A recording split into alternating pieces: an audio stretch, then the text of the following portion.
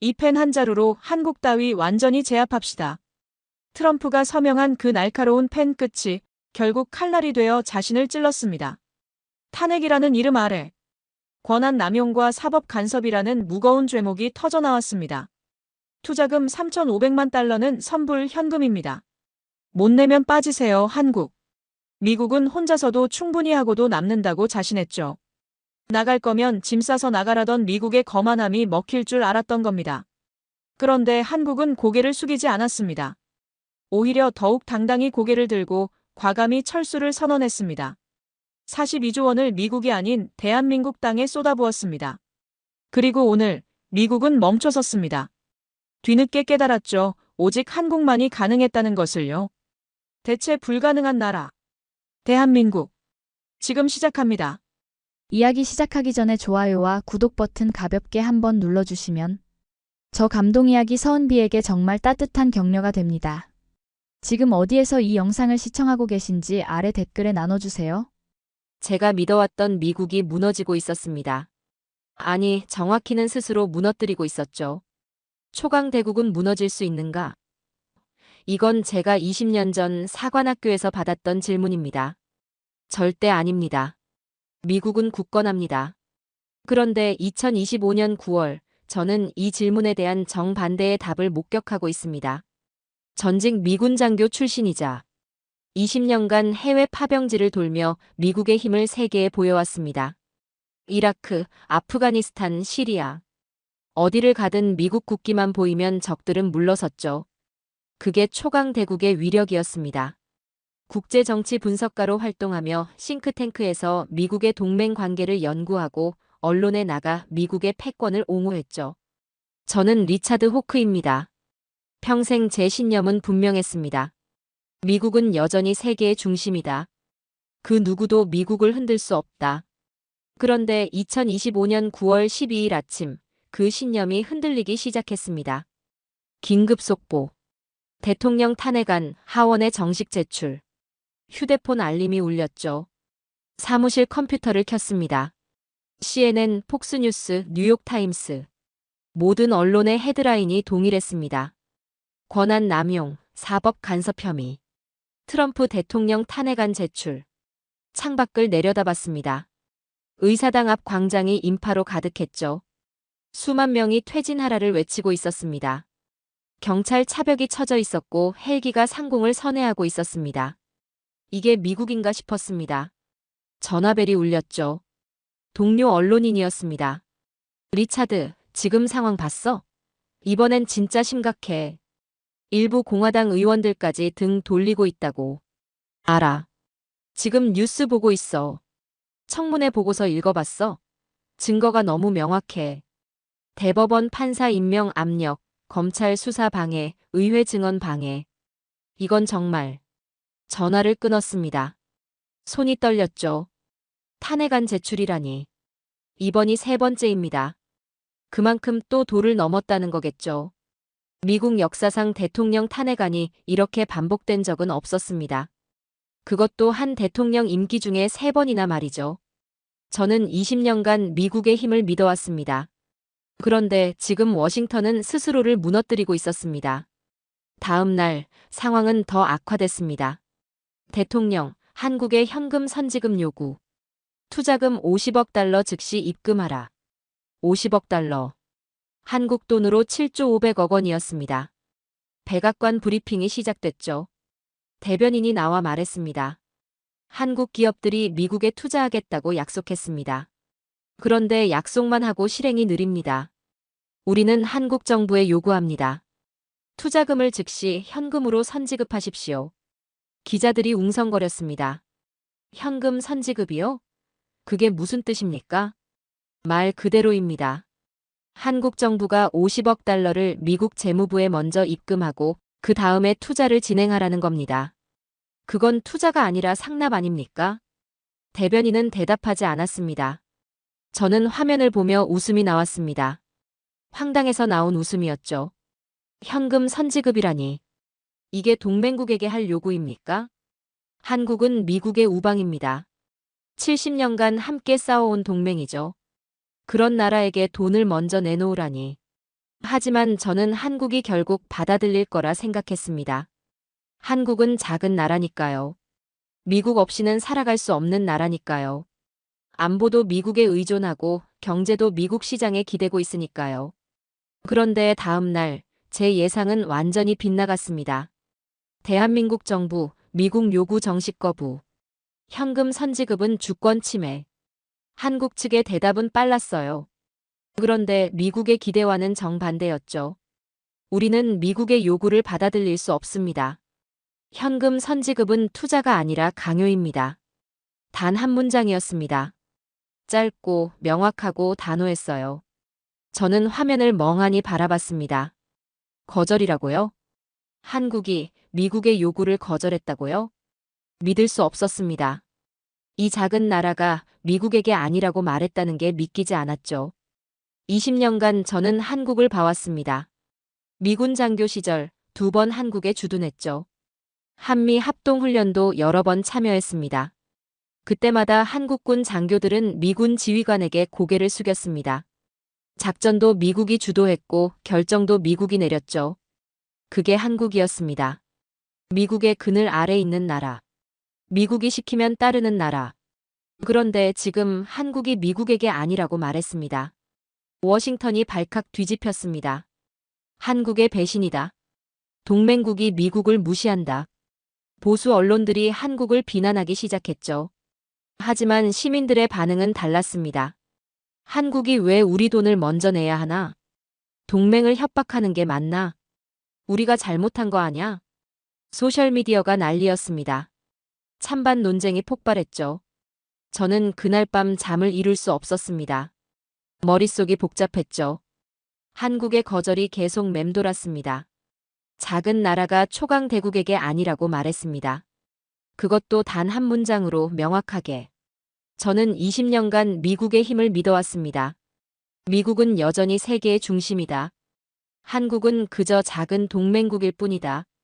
그런데 지금 그 나라가 미국의 요구를 거절했습니다. 다음 주 상황은 더 악화됐습니다. 이번에 추가된 탄핵 혐의는 사법 간섭 혐의였습니다. 공화당 의원 17명이 찬성표를 던졌습니다. 여당 의원들까지 등을 돌린 겁니다.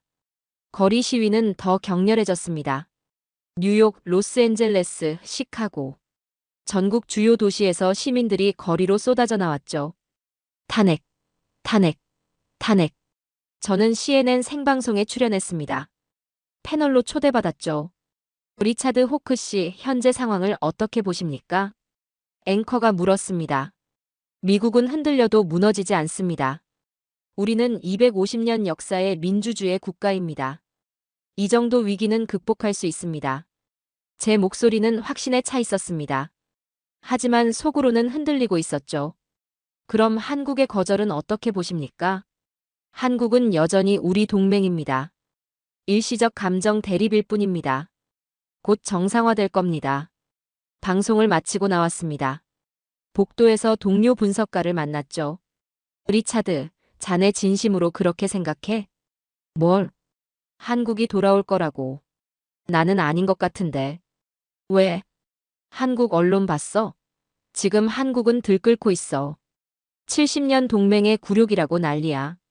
국민 여론이 완전히 돌아섰다고. 집으로 돌아와 한국 뉴스를 검색했습니다. 동료 말이 맞았죠. 미국은 더 이상 우방이 아니다. 현금 선지급 요구. 날강도 수준. 우리는 미국 없이도 살아갈 수 있다. 한국 언론의 헤드라인이었습니다. 댓글은 더 격렬했죠. 이제 미국 눈치 그만 보자. 우리 기술이면 충분하다. 동맹이 아니라 착취였다. 저는 화면을 끄고 창밖을 바라봤습니다. 워싱턴의 밤이 깊어가고 있었습니다. 의사당 건물에 불이 켜져 있었죠. 의원들이 밤새 회의를 하고 있는 겁니다. 20년간 저는 미국의 힘을 믿어왔습니다. 그런데 지금 눈앞의 광경은 믿을 수 없었습니다. 탄핵 정국, 거리 시위, 동맹의 거절. 미국은 스스로를 무너뜨리고 있었습니다. 그리고 한국은, 그 작은 나라는 미국의 그늘에서 벗어나고 있었습니다. 저는 그날 밤 처음으로 생각했습니다. 혹시 역사의 주연자리가 바뀌고 있는 건 아닐까? 혹시 미국이 아니라 한국이 세계 무대의 중심으로 가고 있는 건 아닐까? 그 생각이 머릿속을 떠나지 않았습니다. 초강대국은 무너질 수 있는가? 20년 전 저는 절대 아니라고 대답했습니다. 그런데 지금 저는 그 답을 의심하고 있었습니다. 한국의 거절 이후 백악관은 침묵했습니다. 이틀 동안 아무 발표도 없었죠. 언론은 추측만 난무했습니다. 트럼프가 다음 수를 준비하고 있다는 소문이 돌았습니다. 그리고 9월 15일 오후 3시 백악관 브리핑룸이 열렸습니다. 대변인이 단상에 섰죠. 오늘부터 H-1B 전문직 비자 수수료가 인상됩니다. 기존 $1,000에서 $10만 달러로 조정됩니다. 순간 브리핑룸이 술렁였습니다. $10만 달러요? 100배 인상이라고요? 기자들이 소리쳤죠. 맞습니다. 미국 노동자를 보호하기 위한 조치입니다. 외국인 노동자가 미국 일자리를 빼앗고 있습니다. 특히 아시아 기술자들이 문제입니다. 아시아 기술자라고 하셨는데 구체적으로 어느 나라를 말하는 겁니까? 한국, 중국, 인도입니다. 이들이 미국 제조업과 기술 분야를 장악하고 있습니다. 저는 사무실에서 생중계를 보고 있었습니다. 손에 쥔 커피잔이 떨렸죠. 10만 달러라니. 이건 비자 수수료가 아니었습니다. 사실상 진입 봉쇄였죠. 한국 기업들이 미국에 공장을 세우려면 기술자가 필요합니다. 그런데 기술자 한 명당 10만 달러를 내라고요? 100명이면 1천만 달러입니다. 100억 원이 넘는 돈이죠. 이건 투자를 막겠다는 선언이었습니다. 이전엔 더 충격적인 소식이 터졌었죠. 조지아주 현대차 공장, 한국 기술자 317명 단속반의 체포. 휴대폰 알림이 울렸습니다. 저는 그날 손이 떨려서 화면을 제대로 보기 힘들었죠. 다시 한번 그 기사를 클릭했습니다. 조지아주 사바나 현대차 공장에 이민 세관 단속국 요원 200명이 급습했습니다. 공장에서 일하던 한국 엔지니어 317명이 체포됐습니다. 이들은 수갑이 채워진 채 버스에 실려 구금시설로 이송됐습니다. 영상이 첨부돼 있었습니다. 재생 버튼을 눌렀죠. 새벽 공장 앞이었습니다. 검은 제복을 입은 단속반 요원들이 줄지어 서 있었습니다. 한국인들이 수갑을 찬 채 버스로 걸어가고 있었죠. 한 엔지니어가 항의했습니다. 저는 합법 비자로 일하고 있습니다. 왜 이러시는 겁니까? 요원이 대답했습니다. 비자 위반 혐의입니다. 조용히 따라오십시오. 무슨 위반입니까? 제 비자는 2026년까지 유효합니다. 조사 결과에 따라 결정됩니다. 일단 구금 시설로 갑니다. 화면이 흔들렸습니다. 누군가 휴대폰으로 몰래 찍은 영상이었죠. 한국인들이 줄지어 버스에 오르고 있었습니다. 얼굴들이 창밖으로 보였습니다. 공포와 분노가 뒤섞인 표정이었죠. 영상을 끄고 그날의 기사들을 찾아 계속 읽어봤습니다. 현대차 관계자는 이들이 모두 합법 취업 비자를 소지하고 있으며 아무런 법 위반 사실이 없다고 주장했습니다. 그러나 단속반은 안보상 이유로 조사가 필요하다며 전원을 연행했습니다. 총 317명. 하루아침에 미국에 공장을 지어주려 일했던 한국인들이 구금됐습니다. 제 전화가 울렸습니다. 한국 언론사 기자였습니다. 호크 씨, 이번 한국인 구금 사태와 현 상황에 대해 코멘트 부탁드립니다. 한국에서는 난리입니다. 70년 동맹의 굴욕이라고 합니다. 합법 비자 소지자를 범죄자처럼 체포했다고요. 이게 동맹국에 할 짓입니까? 저는 대답할 수 없었습니다. 호크 씨, 미국 정부는 왜 이런 결정을 내렸습니까? 한국을 적으로 만들려는 겁니까? 저는 정부 대변인이 아닙니다. 개인적 의견을 말할 수 없습니다. 전화를 끊었습니다. CNN을 켰습니다. 여전히 속보가 나오고 있었죠. 조지아주 한국 기업 공장 기술자 대량 체포. 이민법 위반 혐의. 앵커가 말했습니다. 국토안보부는 이번 단속이 정당한 법 집행이라고 밝혔습니다. 외국인 노동자들이 비자 규정을 위반했으며 일부는 안보 위협이 될 수 있다고 판단했다고 합니다. 패널로 나온 보수 논객이 거들었습니다. 당연한 조치입니다. 미국은 법치국가입니다. 외국인이라고 예외는 없습니다. 하지만 이들 중 시민권자도 있고 합법 소지자들도 있는데 이렇게 단체로 다 체포한 이유가 뭡니까? 그건 조사해봐야 알 일이죠. 의심스러운 점이 있으니 단속한 겁니다. 채널을 돌렸습니다. 폭스뉴스도 비슷한 논조였죠. 불법 외국인 노동자 단속. 미국 일자리 보호. 한국 뉴스를 검색했습니다. 분위기가 완전히 달랐습니다. 합법 기술자 수갑 채워 체포. 굴욕의 현장. 70년 동맹, 하루아침에 범죄자 취급. 미국은 더 이상 우방이 아니다. 기사마다 현장 사진이 첨부돼 있었습니다. 수갑 찬 한국인들. 단속반 차량. 구금 시설. 사진 속 얼굴들은 믿을 수 없다는 표정이었죠. 저는 그날 저녁 동료들과 술자리를 가졌습니다. 워싱턴의 한바였죠. 리차드, 자네는 어떻게 생각해? 선배 분석가가 물었습니다. 무엇을요? 이번 비자 인상이랑 한국 기술자 단속 말이야. 너무 과한 거 아닌가? 법 집행입니다. 정당한 절차죠. 정말 그렇게 생각해? 합법 비자 소지자를 새벽에 급습해서 수갑 채우는 게 정당해? 그리고 비자가 10만 달러인 게 말이 돼? 저는 잔을 들었습니다. 대답 대신 술을 마셨죠. 나는 좀 이상하다고 봐. 한국은 우리 동맹이야. 70년간 함께 싸워온 나라라고. 그런 나라 사람들을 범죄자처럼 대하면 안 되지. 이번 결정은 유독 한국을 겨냥한 느낌이 강하단 말이지. 동맹이라고 특별 대우는 없습니다. 법 앞에 만인은 평등하죠. 그건 맞는 말이야. 하지만 방식이 문제라고. 새벽 급습? 수갑. 이건 테러리스트 잡는 방식 아니야? 집에 돌아와 침대에 누웠습니다. 잠이 오지 않았죠. 머릿속에 영상이 계속 떠올랐습니다. 수갑 찬 한국인들. 버스에 오르는 뒷모습. 창밖을 바라보던 얼굴들. 20년 전 저는 이라크에 파병됐었습니다. 그때 한국군도 함께 있었죠. 한미연합작전이었습니다. 어느 날 밤 우리 부대가 매복 공격을 받았습니다. 한국군 의무병이 달려와 부상당한 미군을 치료했죠. 총알이 빗발치는 상황에서 목숨을 걸고 우리를 살렸습니다. 그게 동맹이었습니다.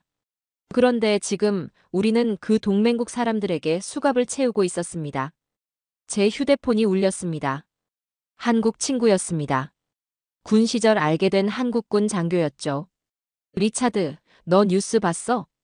봤어. 이게 무슨 짓이야? 사람들을 왜 이렇게 대하는 거야? 미안해. 나도 이해가 안 돼. 이해가 안 된다고? 너희 정부가 한 짓이잖아. 동맹이라며? 이게 동맹이 할 짓이야? 진성아, 나는 정부가 아니야.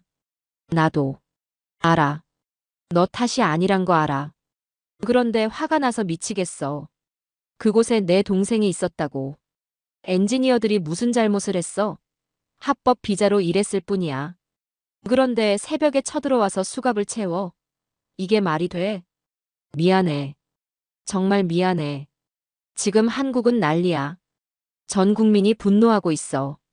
70년 동맹이 하루아침에 무너졌어. 전화가 끊겼습니다. 저는 창밖을 바라봤습니다. 워싱턴의 밤이 고요했습니다. 하지만 제 마음은 고요하지 않았죠. 동맹을 적으로 대하다니. 이 생각이 머리를 떠나지 않았습니다. 미국은 지금 70년 동맹을 스스로 무너뜨리고 있었습니다. 그리고 저는 그 모습을 무기력하게 지켜보고 있었습니다. 처음으로 의심이 들었습니다. 우리가 과연 옳은 길을 가고 있는 걸까? 미국이 과연 여전히 세계의 중심일 자격이 있는 걸까? 그 질문에 대한 답을 저는 아직 찾지 못하고 있었습니다. 9월 18일 오전 10시. 오늘 삼성전자는 중대한 결정을 발표합니다. 회의장이 조용해졌습니다. 우리는 미국 텍사스 반도체 공장 투자 계획을 전면 중단합니다.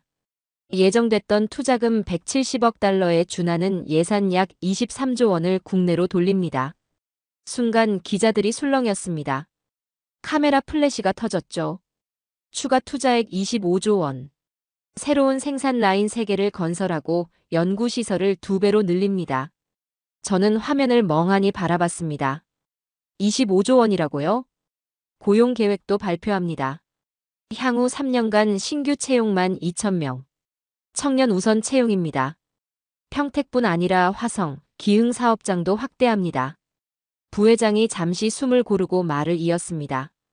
이건 더 이상 불안정한 미국에서 일하지 않는다는 선언과 다름없었습니다. 목소리가 단단했습니다. 기술은 환영받는 곳에서 꽃핍니다.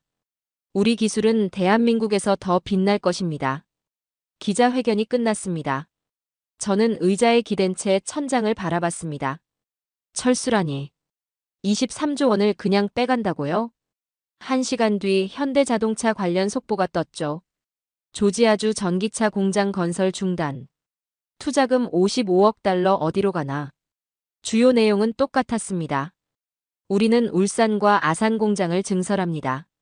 전기차 생산 라인을 새로 짓고 배터리 연구소를 확대합니다.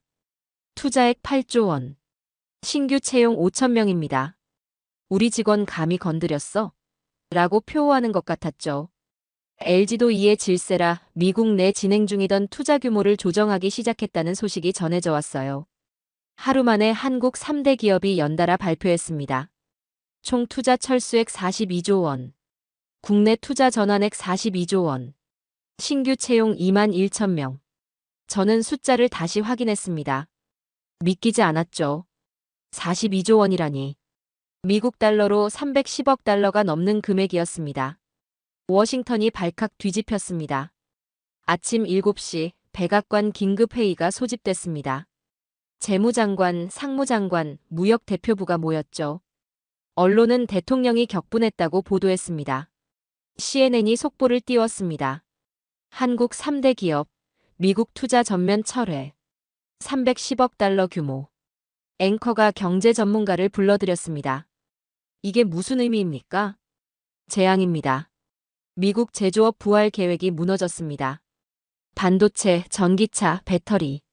이 세 분야는 미국의 미래 먹거리입니다. 그런데 한국 기업들이 빠져나갔습니다. 대체할 수 있지 않습니까? 없습니다. 삼성 반도체 기술은 세계 최고입니다. 현대차 전기차 플랫폼도 마찬가지죠. LG 배터리는 테슬라도 씁니다. 이들 없이는 미국 제조업 경쟁력이 없습니다. 그럼 어떻게 됩니까? 일자리가 사라집니다. 텍사스 반도체 공장 예정 고용 5,000명. 조지아 전기차 공장 3,000명. 다 날아갔습니다. 지역 경제가 무너질 겁니다. 뉴욕타임스가 일면 톱 기사를 냈습니다. 한국의 역습. 트럼프의 압박이 부메랑으로. 기사 내용은 충격적이었습니다. 트럼프 행정부는 한국에 압박을 가했습니다. 투자금 선지금 요구, 비자 수수료 폭등, 기술자 대량 체포. 한국을 굴복시키려 했습니다. 그러나 결과는 정반대였습니다. 한국은 미국을 떠났습니다. 조지아주 지사가 긴급 기자회견을 열었습니다. 현대차 공장 건설이 중단됐습니다. 우리 주민 3,000명의 일자리가 사라졌습니다. 이건 재앙입니다. 주지사 얼굴이 창백했습니다. 저는 백악관에 요청합니다. 한국 기업들을 돌려보내십시오. 우리는 일자리가 필요합니다. 텍사스 주지사도 비슷한 반응이었습니다. 삼성 공장이 취소됐습니다. 5,000개 일자리가 날아갔습니다. 지역 경제에 수십억 달러 손실입니다. 미국 현지 언론들이 한국 기업 CEO들을 인터뷰하려 했습니다. 그러나 모두 거절했죠. 대신 한국 언론들이 인터뷰를 내보냈습니다. 삼성 임원이 말했습니다. 미국이 원한 것은 기술뿐이었습니다. 우리를 존중하지 않았습니다. 기술자들을 범죄자 취급했습니다. 우리는 그런 환경에서 일할 수 없습니다. 현대차도 말했습니다. 우리는 한국에서도 충분히 성공할 수 있습니다. 아니, 더 잘할 수 있습니다. 우리 땅에서 우리 인재들과 함께 하는 게 최선입니다. 한국 국민 반응은 폭발적이었습니다. 드디어 미국 눈치 안 본다. 우리 기술로 우리가 산다. 이게 진짜 독립이다. 한국 증시가 폭등했습니다. 삼성전자 주가가 7% 올랐습니다. 현대차는 9%, LG에너지솔루션은 11% 급등했죠. 반대로 미국 증시는 흔들렸습니다. 나스닥이 2% 하락했습니다.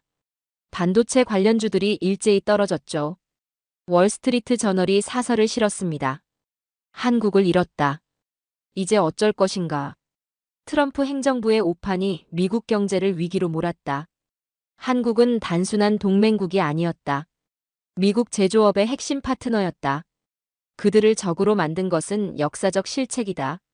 저는 사설을 읽으며 한숨을 쉬었습니다. 역사적 실책이라. 맞는 말이었습니다. 저녁 뉴스 시간이 됐습니다.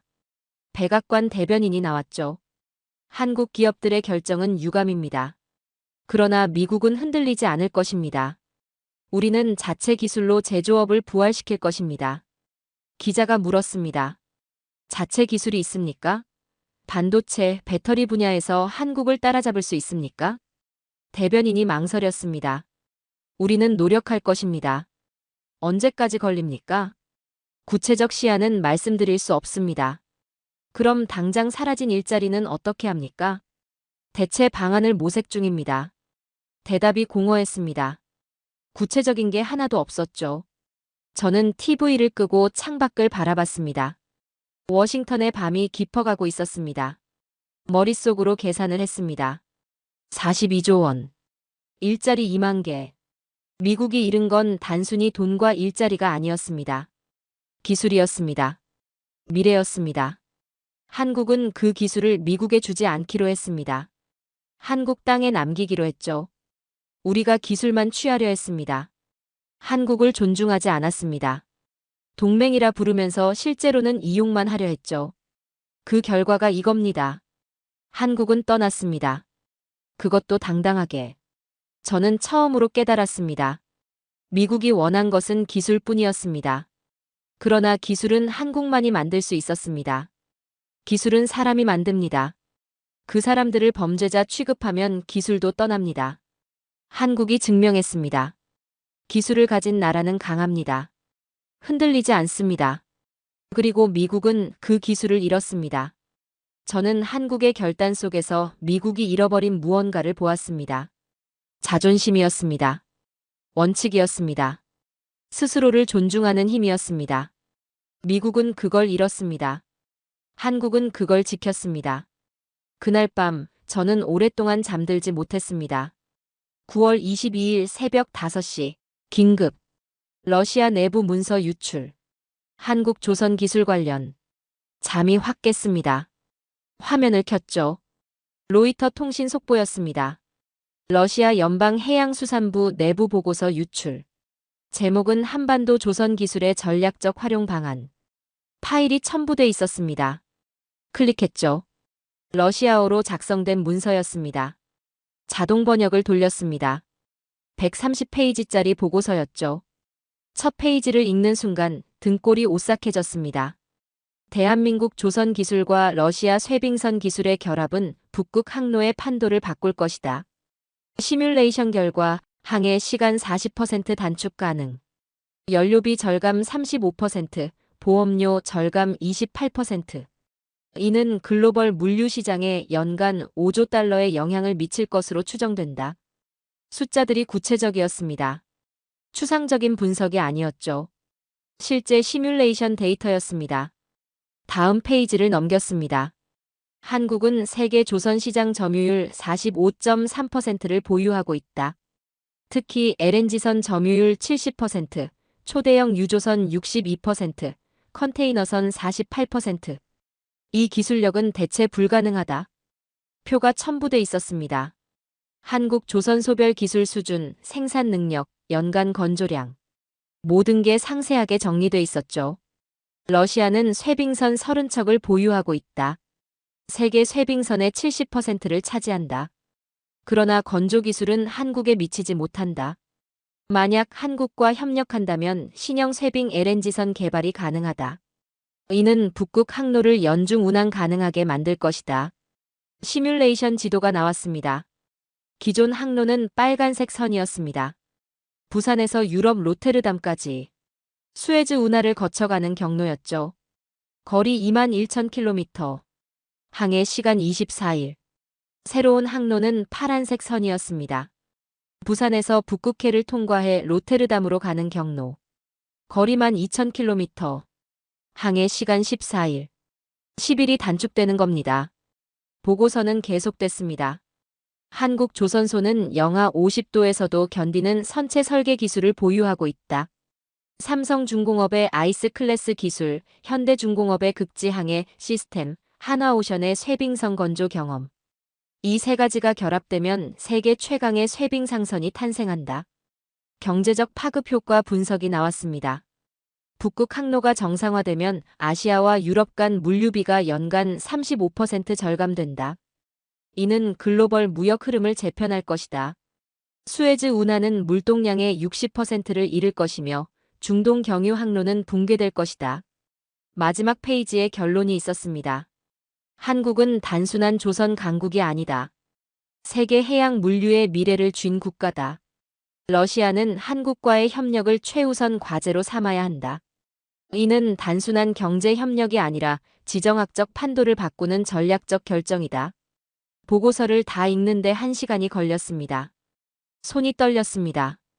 이건 단순한 분석 보고서가 아니었습니다. 러시아 정부가 한국을 어떻게 보는지 적나라하게 드러난 문서였죠. 한국은 세계 질서를 바꿀 열쇠였습니다. 언론이 폭발했습니다. CNN이 긴급 뉴스를 내보냈습니다. 러시아, 한국 조선 기술 탐낸다. 북극 항로 장악 위한 전략. 앵커가 전문가를 불러들였습니다. 이 보고서가 의미하는 게 뭡니까? 한국이 미국과 러시아 사이에서 캐스팅 보트를 쥔 겁니다. 한국이 누구와 손잡느냐에 따라 북극 항로의 주인이 결정됩니다. 그게 왜 중요합니까? 북극 항로는 21세기 수에즈 운하입니다. 아시아와 유럽을 잇는 최단 경로죠. 누가 이 항로를 장악하느냐가 글로벌 물류를 지배하느냐를 결정합니다. 미국은 어떻게 됩니까? 미국은 북극 항로에서 배제됩니다. 지리적으로 이 항로와 무관하거든요. 만약 한국이 러시아와 손잡으면 미국은 아시아와 유럽 간 물류에서 영향력을 완전히 잃습니다. 저는 화면을 끄고 창밖을 바라봤습니다. 워싱턴의 아침 하늘이 흐렸습니다. 만약 한국이 러시아와 손잡는다면 이 생각이 머리를 떠나지 않았습니다. 오전 9시 국무부가 긴급 브리핑을 열었습니다. 대변인이 나왔습니다. 표정이 굳어 있었죠. 우리는 러시아 보고서를 인지하고 있습니다. 한국은 미국의 동맹입니다. 러시아와의 협력은 동맹 관계를 위배하는 것입니다. 기자가 물었습니다. 한국이 러시아를 선택하면 어떻게 하시겠습니까? 그런 일은 없을 것입니다. 만약에요? 한국은 자유진영의 일원입니다. 올바른 선택을 할 것으로 믿습니다. 믿는다는 게 대책입니까? 대변인이 대답하지 못했습니다. 월스트리트가 출렁였습니다. 해운주들이 요동쳤죠. 북극 항로 관련 기업들 주가가 급등했습니다. 반대로 수에즈 운하 관련주들은 폭락했습니다. 시장은 이미 반응하고 있었습니다. 한국과 러시아의 협력 가능성에 유럽 언론들도 뛰어들었습니다.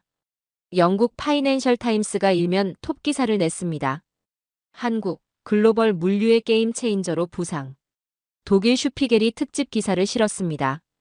누가 북극 항로를 지배하는가? 그 답은 한국에 있다. 프랑스 르몽드도 분석 기사를 냈습니다. 미국이 한국을 잃으면 아시아를 잃는다. 전 세계가 한국을 주목하고 있었습니다.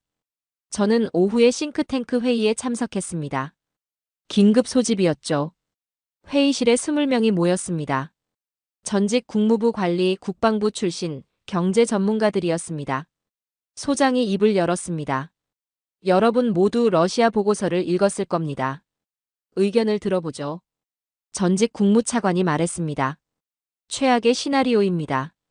한국이 러시아와 손잡으면 우리는 아시아 전략을 전면 수정해야 합니다. 구체적으로요? 일본과 필리핀만으로는 중국을 견제할 수 없습니다. 한국이 빠지면 동북아 전략이 무너집니다. 국방부 출신이 거들었습니다. 군사적으로도 치명적입니다. 한국의 조선 기술은 해군력과 직결됩니다. 러시아가 한국 기술로 함정을 만들기 시작하면 태평양 해군 균형이 깨집니다. 경제 전문가가 덧붙였습니다. 경제적 타격은 더 큽니다. 북극 항로가 정상화되면 미국 서부 항구들이 타격을 입습니다. 로스앤젤레스, 시애틀, 오클랜드. 이 항구들은 아시아 물동량으로 먹고 삽니다. 그게 다 북극으로 빠져나갑니다. 소장이 물었습니다. 그럼 어떻게 해야 합니까? 침묵이 흘렀습니다. 아무도 대답하지 못했습니다. 한참 후에 전직 차관이 말했습니다. 한국을 돌려놔야 합니다. 어떻게든. 이미 엎질러진 물인데요. 그래도 시도는 해야죠. 한국 없이는 우리가 버틸 수 없습니다. 회의가 끝났습니다. 아무런 결론도 나오지 않았죠. 저는 사무실로 돌아왔습니다. 책상에 앉아 러시아 보고서를 다시 펼쳤습니다. 한국 조선소 목록이 나왔습니다. 현대중공업, 삼성중공업, 하나오션, 대우조선해양. 이 네 곳이 세계 조선 시장을 지배하고 있었습니다. 이들이 만드는 배는 단순한 배가 아니었습니다. 첨단 기술의 집합체였죠. LNG를 영하 163도로 냉각해 운반하는 기술. 극지방 얼음을 깨며 항해하는 쇄빙 기술. 파도 높이 20m에서도 안전한 선체 설계. 이 모든 기술을 한국만이 가지고 있었습니다. 중국이 따라잡으려 했지만 실패했습니다. 일본도 포기했습니다. 유럽도 경쟁력을 잃었습니다. 세계에서 이 배를 만들 수 있는 나라는 한국뿐이었습니다. 그리고 러시아는 그 기술을 원하고 있었습니다. 저는 20년 전 제가 한국에 주둔했을 때를 떠올렸습니다. 그때 한국은 미국의 그늘에 있었습니다. 미국이 시키면 따랐고 미국이 원하면 들어줬죠. 그런데 지금은 달랐습니다. 한국은 세계가 필요로 하는 나라가 됐습니다. 미국만이 아니라 러시아도 유럽도 중국도 한국을 원했습니다. 미국의 동맹이라는 굴레가 한국에게는 더 이상 족쇄가 아니었습니다. 오히려 한국은 선택할 수 있는 위치에 올라서 있었습니다. 누구와 손잡을 것인가? 어느 항로를 열 것인가? 어떤 미래를 만들 것인가? 선택권은 한국에게 있었습니다.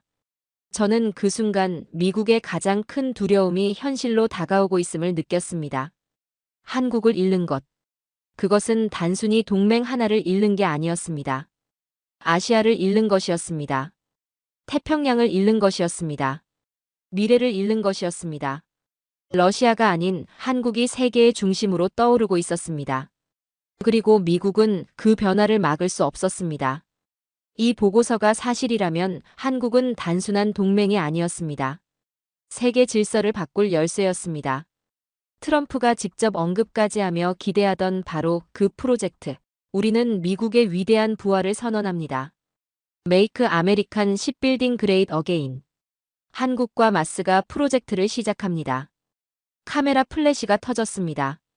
우리는 다시 조선 강국이 될 것입니다.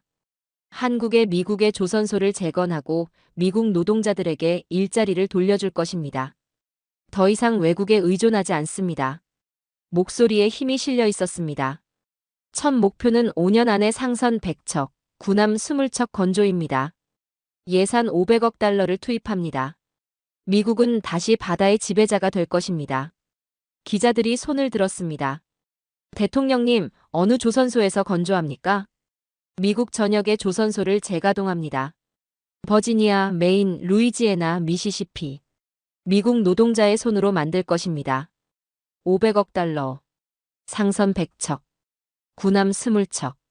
숫자는 거창했습니다.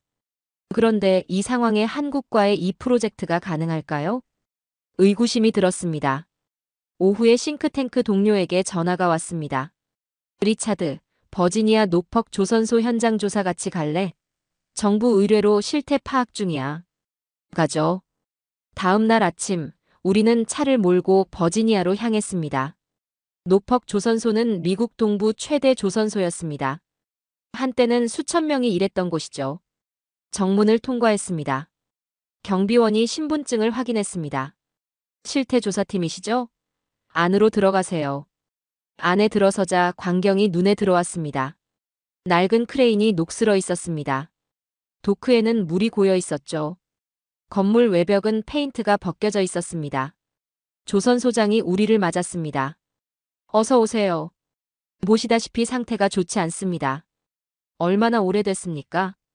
이 크레인은 1985년산입니다. 40년 됐죠. 저 용접 설비는 1978년. 거의 50년이에요. 우리는 공장 안으로 들어갔습니다. 설비들이 멈춰 있었습니다. 먼지가 쌓여 있었죠. 마지막 배를 건조한 게 언제입니까? 2019년이었습니다. 소형 화물선이었어요. 그 이후로는 수리만 했습니다. 새 배는요? 5년째 못 만들고 있습니다. 주문이 안 들어와요. 가격 경쟁이 안 되거든요. 조선소장이 한숨을 쉬었습니다. 한국 조선소는 우리보다 30% 싸게, 2배 빠르게 만듭니다. 품질도 더 좋고요. 경쟁이 안 돼요. 도크로 나갔습니다. 바닷물이 철판을 부식시키고 있었습니다. 인력은 어떻습니까? 전성기 때는 3,000명이었습니다. 지금은 200명이에요. 그것도 평균 연령 55세입니다. 젊은 기술자가 없어요. 왜 없습니까? 배우려는 사람이 없어요. 조선업이 사양 산업이라고 다들 알거든요. 젊은이들은 IT나 금융으로 갑니다. 우리는 용접실로 들어갔습니다. 기술자 한 명이 작업하고 있었습니다. 머리가 백발이었죠. 저분 연세가 62세입니다. 우리 최고 기술자예요. 5년 뒤면 은퇴합니다. 후임자가 없어요. 양성하면 안 됩니까? 시간이 오래 걸립니다. 용접 기술자 키우는데 10년 필요해요. 그런데 누가 10년을 투자하겠어요? 조선소가 언제 문 닫을지 모르는데. 우리는 설계실로 갔습니다. 컴퓨터가 몇 대 놓여 있었습니다. 구형 모델이었죠. 설계 소프트웨어는 뭡니까? 2010년 버전입니다. 최신 버전은요? 예산이 없어서 못 샀습니다. 화면에 도면이 떠 있었습니다. 2D 설계였습니다. 한국은 3D 설계를 쓴다고 들었는데요. 맞습니다. 한국은 3D로 설계하고 AI로 최적화하고 시뮬레이션까지 다 합니다. 우리는 그런 기술이 없어요. 조선소장이 창밖을 바라봤습니다. 솔직히 말씀드리죠. 우리는 배를 만들 수 없습니다. 설비도 낡았고 기술자도 없고 설계 능력도 떨어집니다. 한국 조선소와 비교하면 우리는 박물관입니다. 저는 아무 말도 할 수 없었습니다. 결론은 명확했습니다. 한국 없이는 마스가가 불가능하다는 것. 이것이 오늘날의 현실이었습니다. 그런데 트럼프 정부는 압박만 하면 뭐든 다 나올 듯이 미친 듯이 누르려고만 하고 있었어요. 다음 날 미국 정부는 한국에 공식 요청서를 보냈습니다. 마스가 프로젝트 관련 한국 기업의 기술 협력을 세부 논의를 요청합니다. 한국 정부의 답변은 사흘 뒤에 왔습니다. 현재로서는 협력이 어렵습니다. 단 한 문장이었습니다.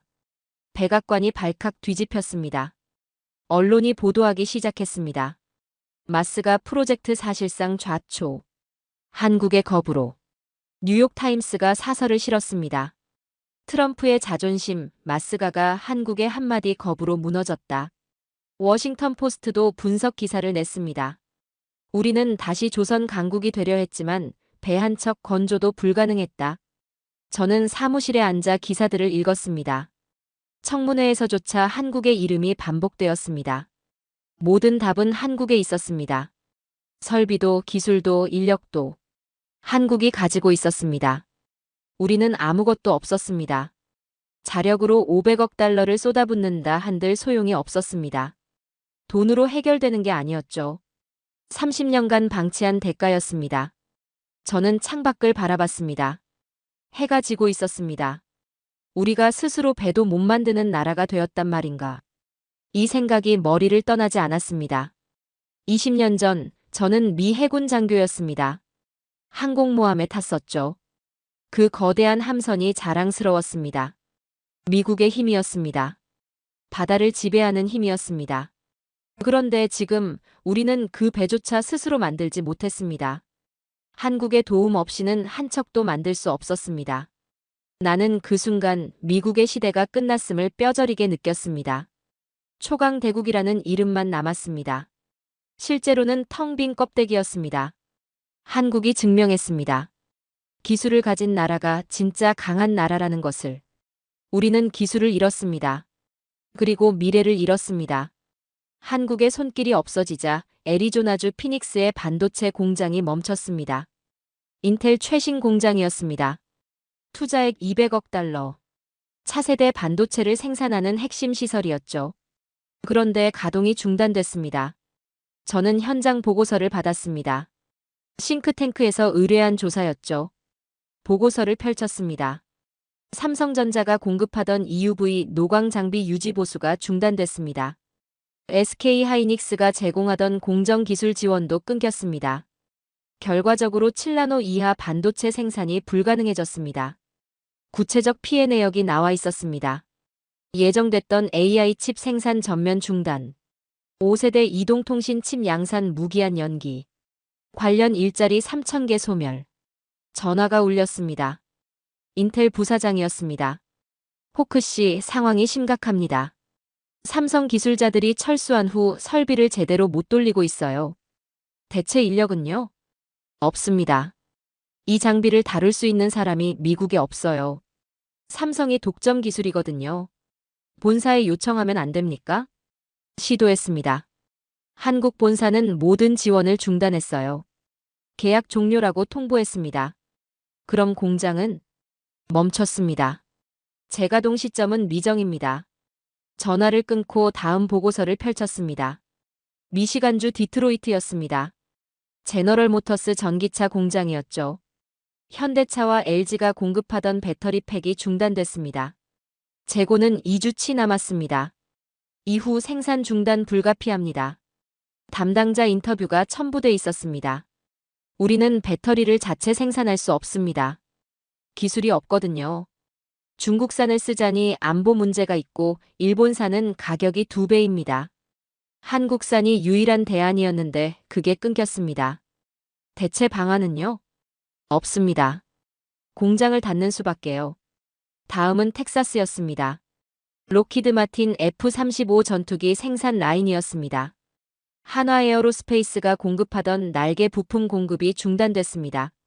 한국 정밀 기계 부품도 끊겼습니다. 전투기 조립이 불가능합니다. 사진이 첨부돼 있었습니다. 공장 안에 미완성 전투기들이 줄지어 서 있었죠. 날개가 없는 전투기들이었습니다. 보고서는 계속됐습니다.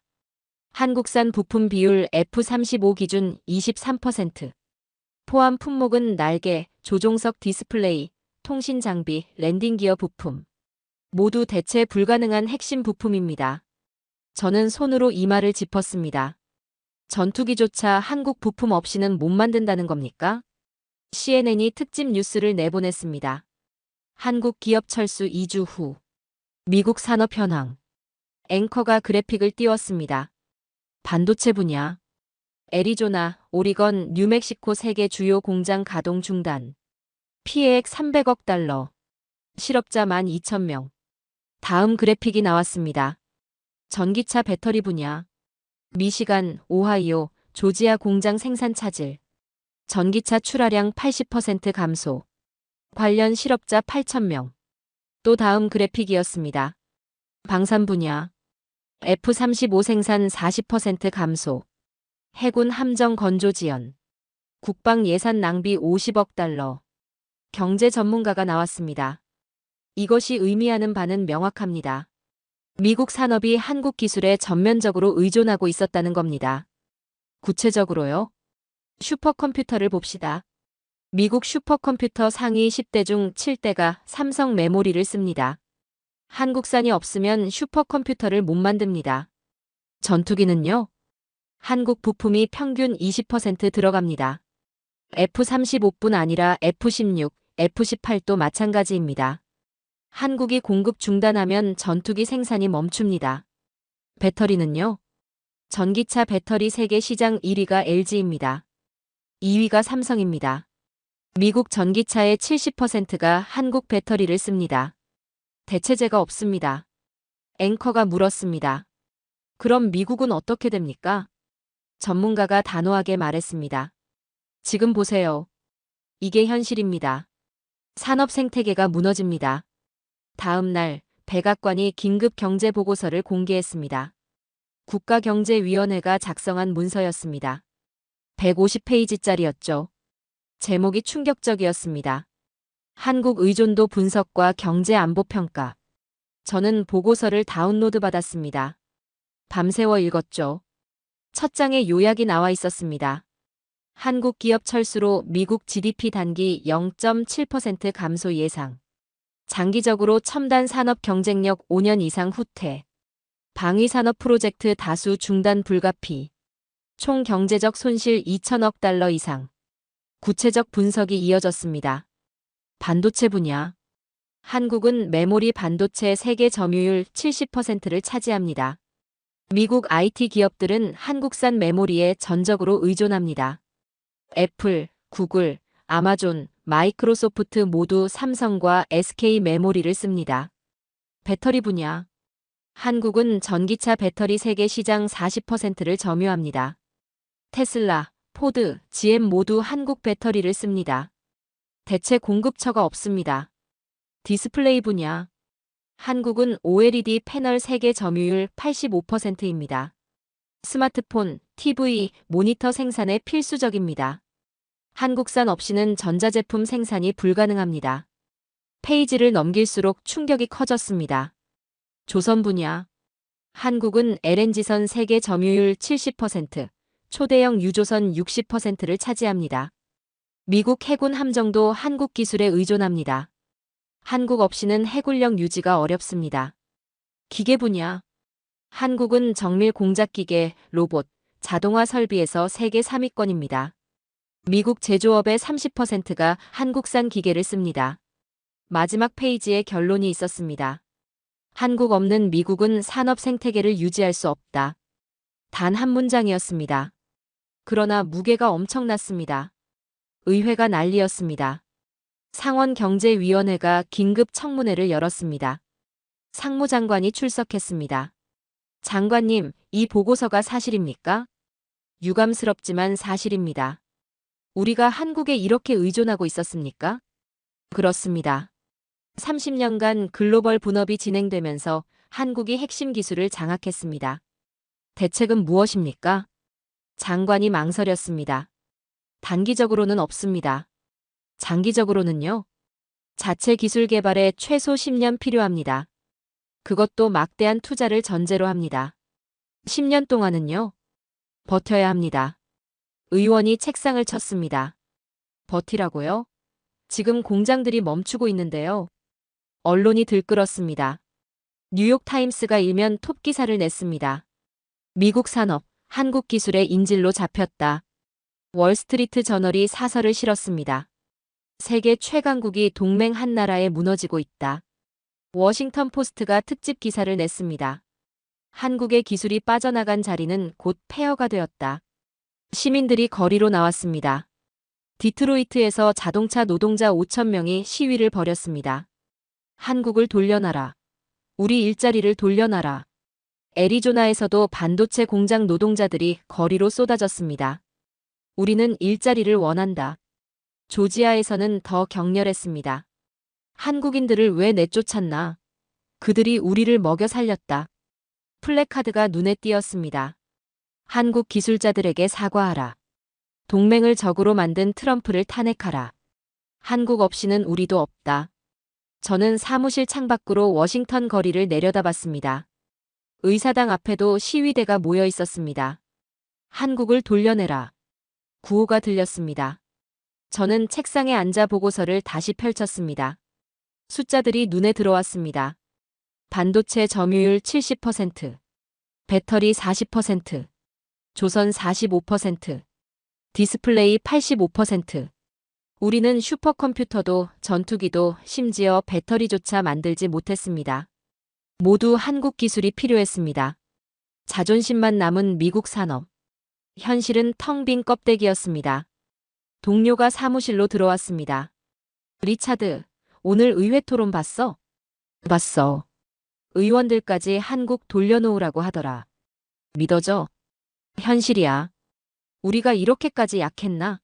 한국 하나 없으면 이렇게 무너지나? 저는 창밖을 바라봤습니다. 우리는 동맹에 의존하던 나라였어. 그런데 이제 동맹 없이는 한 발짝도 못 나아가. 그게 무슨 뜻이야? 초강대국은 환상이었어. 우리는 한국이 만들어준 제품을 쓰면서 강한 척했을 뿐이야.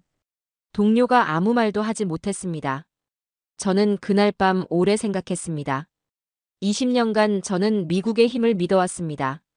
그런데 그 힘의 상당 부분이 한국에서 왔다는 걸 이제야 알았습니다. 반도체, 배터리, 디스플레이, 조선, 기계. 모든 게 한국이었습니다. 우리는 그걸 당연하게 여겼습니다. 한국이 계속 우리에게 줄 거라고 생각했죠. 그런데 한국은 떠났습니다. 그리고 우리는 무너졌습니다. 그때 나는 깨달았습니다.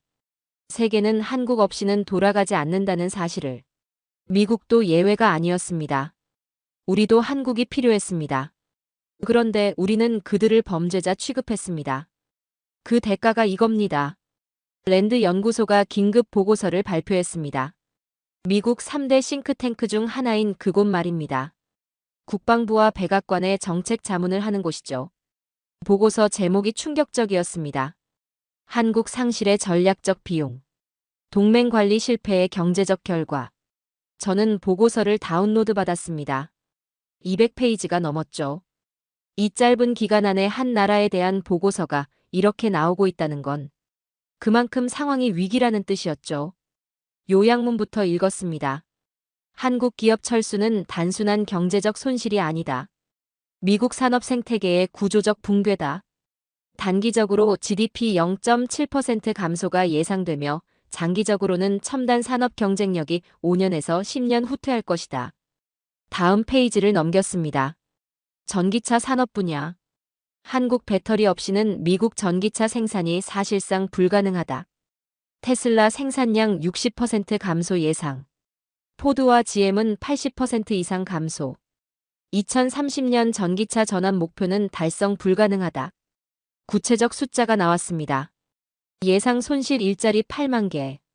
관련 산업 포함 시 15만 개.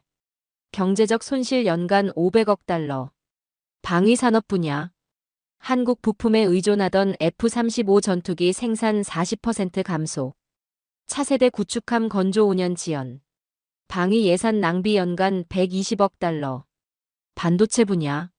메모리 반도체 수급 차질로 IT 산업 전반 타격. AI 개발 2년 이상 지연. 글로벌 기술 경쟁에서 중국에 추월당할 위험.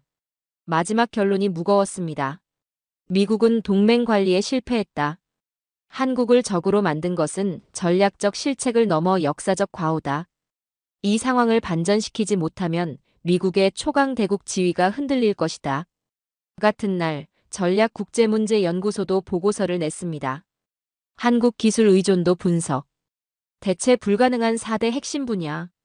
보고서는 더 직설적이었습니다. 첫째, 반도체.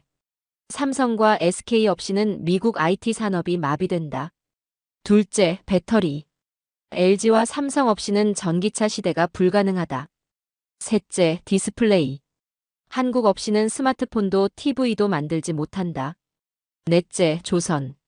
한국 없이는 해군력을 유지할 수 없다. 결론. 한국은 대체 불가능하다. 저는 두 보고서를 나란히 놓고 비교했습니다. 랜드 연구소든 전략국제문제연구소든 결론은 같았습니다. 한국 없이는 미국이 버틸 수 없다는 것.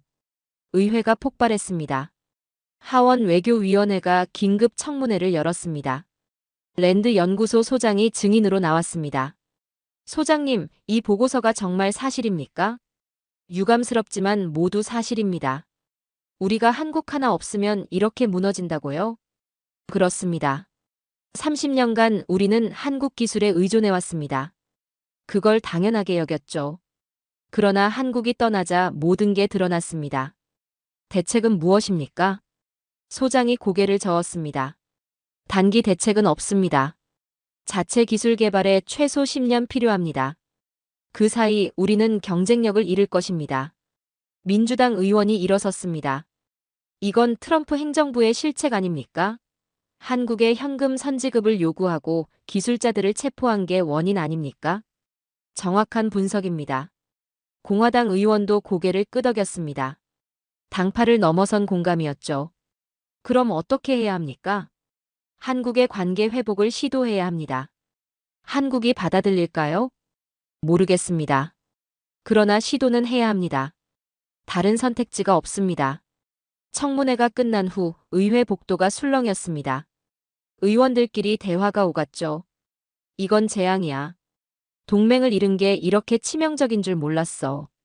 트럼프가 한국을 완전히 적으로 만들었어. 저는 방청석에서 이 광경을 지켜봤습니다. 워싱턴의 보고서마다 한국의 이름이 빠지지 않았습니다. 모든 문제의 해답이 한국이었습니다. 그런데 한국은 이미 떠났습니다. 다음 날 조지아주 사바나에서 대규모 집회가 열렸습니다. 현대차 공장이 있던 곳이었습니다. 지금은 텅 빈 부지만 남아 있었죠. 노동자 10,000명이 모였습니다. 공장 건설로 일자리를 얻을 예정이었던 사람들이었습니다. 연사가 마이크를 잡았습니다. 지역 노조위원장이었죠. 우리는 3,000개 일자리를 잃었습니다. 현대차가 오면 이 지역이 살아날 예정이었습니다. 그런데 정부가 한국 기술자들을 체포했습니다. 합법으로 일하던 사람들을 범죄자 취급했습니다. 함성이 터졌습니다. 그 결과가 이겁니다. 텅 빈 공장 부지, 사라진 일자리, 무너진 희망. 누구 잘못입니까? 한국이 아닙니다. 우리 정부 잘못입니다. 박수가 쏟아졌습니다.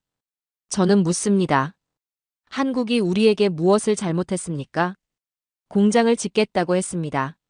일자리를 만들겠다고 했습니다.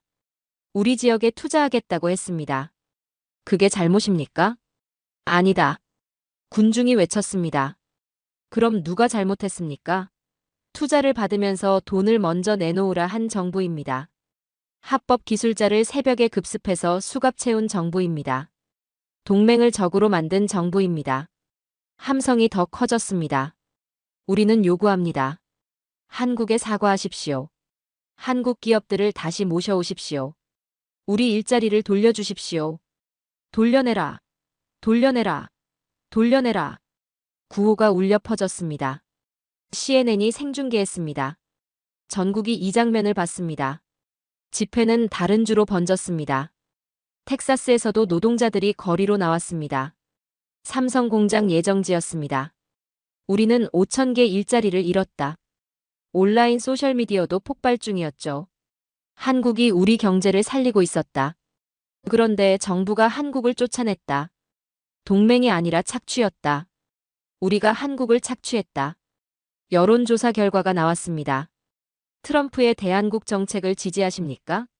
찬성 23%, 반대 68%, 모름 9%. 미국 시민들이 깨달았습니다. 문제는 한국이 아니라 미국 정부였다는 것을. 한국은 투자하려 했고 일자리를 만들려 했습니다. 미국이 그렇게 하라고 해놓고 갑자기 그걸 거부한 겁니다. 저는 여론조사 결과를 보며 창밖을 바라봤습니다. 시민들마저 외쳤습니다. 그러나 정부는 귀를 막았습니다. 백악관은 침묵했습니다. 트럼프는 아무 말도 하지 않았죠. 20년간 저는 미국의 동맹 정책을 옹호해왔습니다.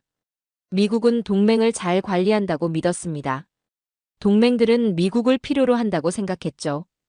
그런데 지금 보니 정반대였습니다. 우리가 동맹을 필요로 했습니다. 특히 한국을. 한국의 기술, 한국의 투자, 한국의 제품. 모든 게 우리 경제를 떠받치고 있었습니다. 그런데 우리는 그걸 당연하게 여겼습니다. 한국이 계속 줄 거라고 착각했죠. 심지어 한국을 무시했습니다. 작은 동맹국이라고 얕잡아 봤습니다. 돈을 먼저 내놓으라 했습니다. 기술자들을 범죄자 취급했습니다. 그 결과가 이겁니다. 텅 빈 공장들, 멈춘 생산 라인, 사라진 일자리, 무너진 산업. 우리는 동맹을 관리한다고 했지만 사실은 동맹을 잃고 있었습니다. 미국은 지금 난제에 부딪혔습니다. 사과해야 하는가? 20년 전에 저라면 절대 아니라고 했을 겁니다. 초강대국은 사과하지 않는다고. 그런데 지금은 달랐습니다. 우리가 잘못했습니다. 명백히 잘못했습니다. 한국을 무시했고 한국을 착취하려 했고 한국을 적으로 만들었습니다. 그 대가를 지금 치르고 있습니다.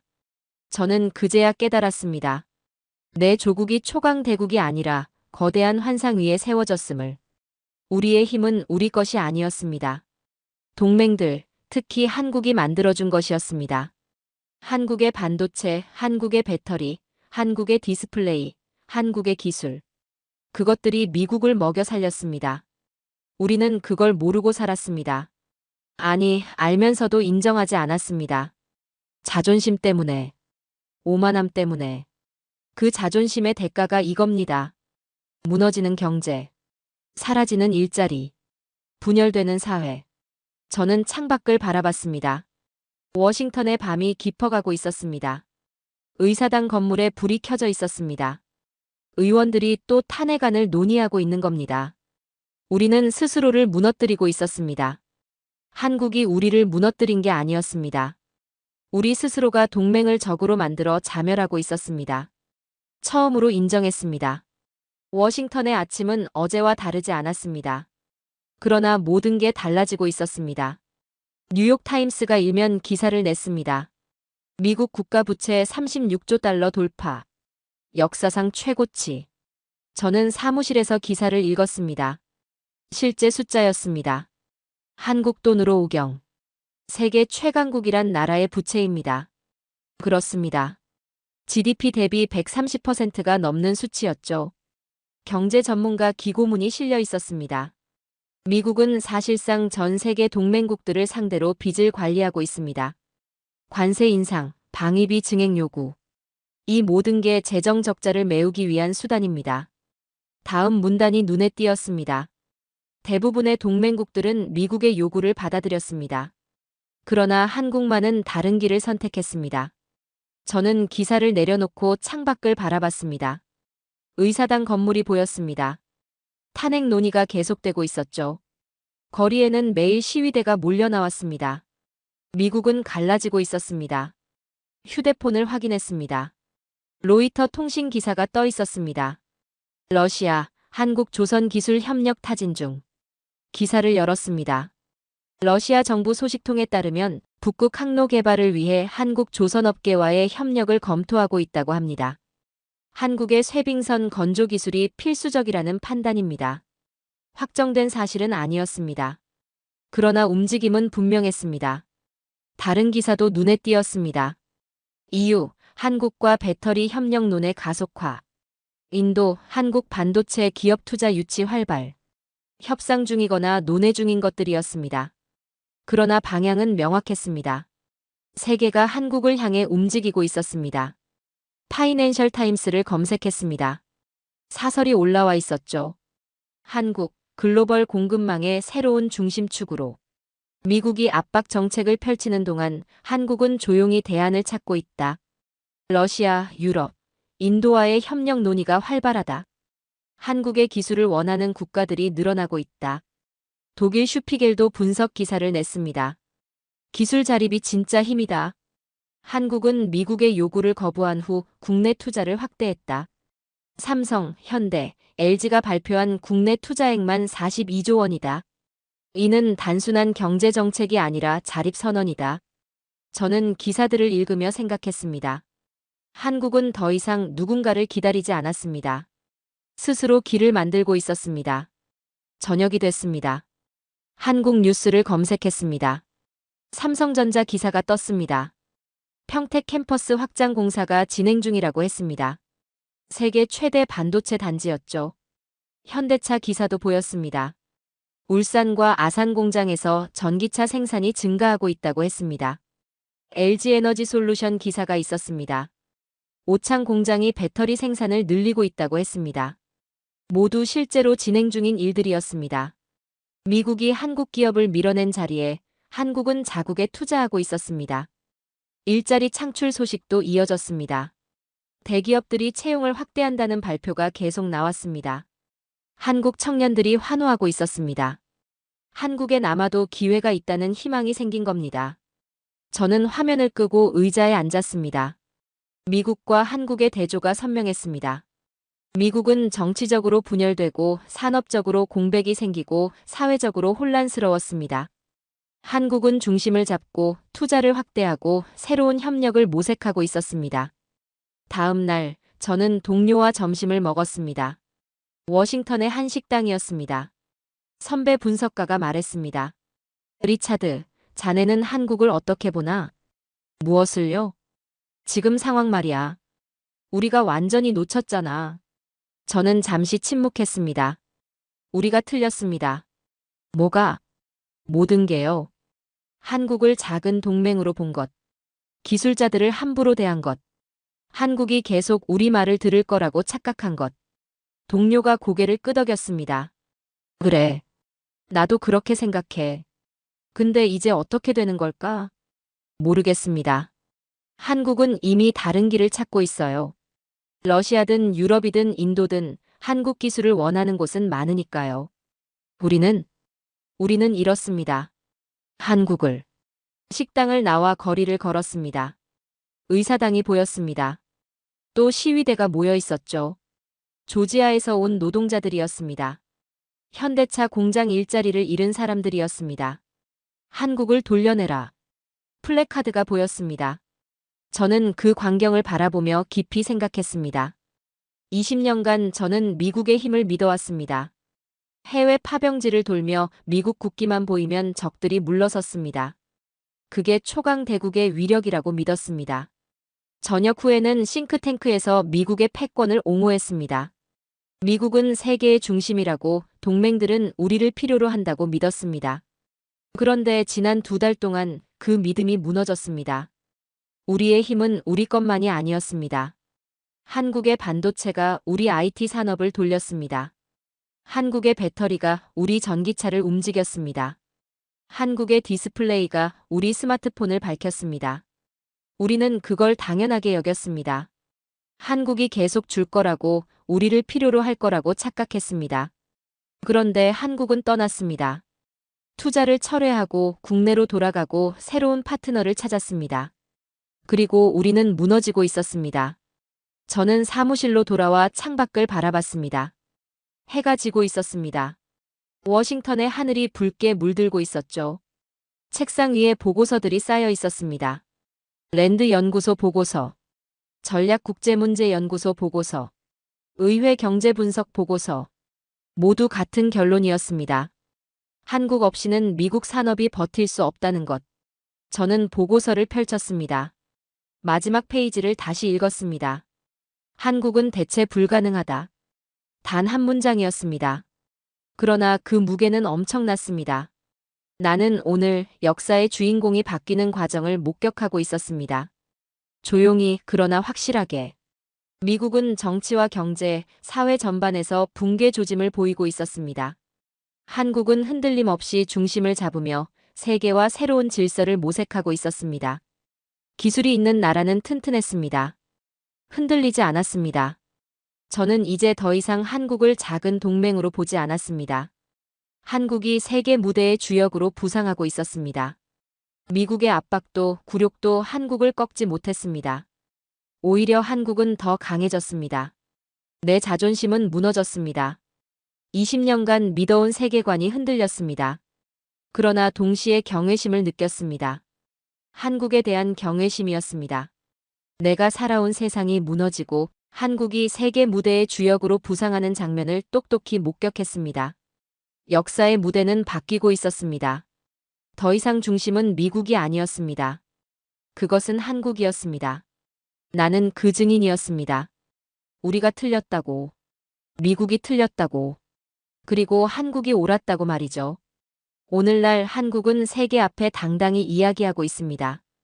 기술을 가진 나라는 흔들리지 않는다는 것을. 자존심을 지킨 나라는 결국 존경받는다는 것을. 그리고 압박에 굴하지 않고 자기 길을 걸어간 나라가 역사의 주인공이 된다는 것을 말입니다. 오늘 이야기가 여러분께 작은 울림이 되었기를 바랍니다. 내일은 더 의미 있는 감동 이야기로 돌아오겠습니다. 끝까지 함께 해주셔서 감사합니다.